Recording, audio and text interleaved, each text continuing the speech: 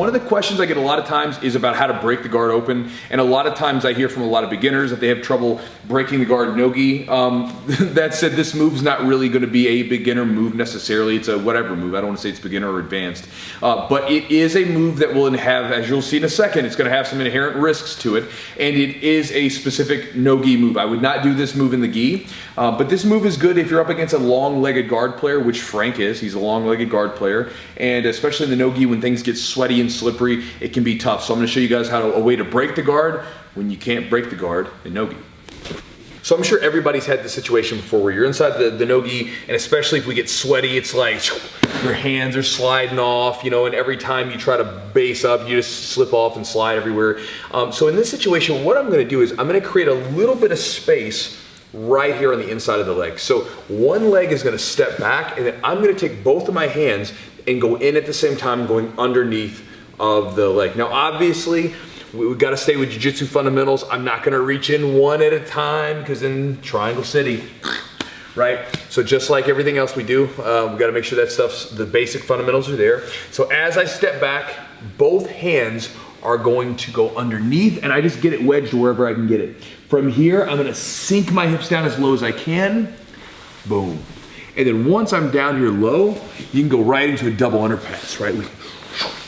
And begin to go for that type of pass. But the key is I've got to get down there and I've got to really spread my legs out. Let's look at it from this angle here. So we're in position, trying to break the guard.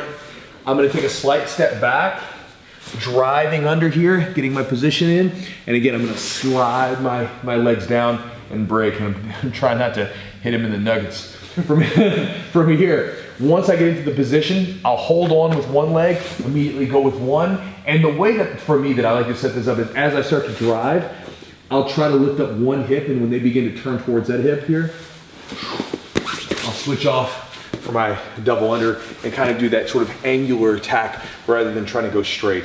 I don't want to get too deep into the pass right now because that's not what we're here for. I'm trying to show you this, just the guard break itself. So again, in position, down low, I'm taking a step back, just a slight step back, keeping my base nice and wide, driving underneath, getting a double unders grip, extending my hips out nice and low, sinking down.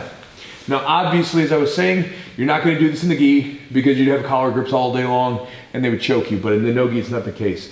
From here, I could go for a double underpass, or if you don't like the double underpass, you could back out if you want to. But that's a simple one, really simple one. The key is, one, it's probably not going to open that quick. A lot of times they'll try to hold on to it, but you have to do it with 100% commitment. You got to get down there, get underneath of the leg like this, holding, and you've got to splay your body out, and you've just got to be committed to it 100%, because if you're not, if you kind of go half in, you're going to get swept. So one more time in the position. So from here, I'll go the other side this time. So step back, go underneath here, and I get under and drive my body down. Now notice, like right now his legs are still locked and there can still be some problems.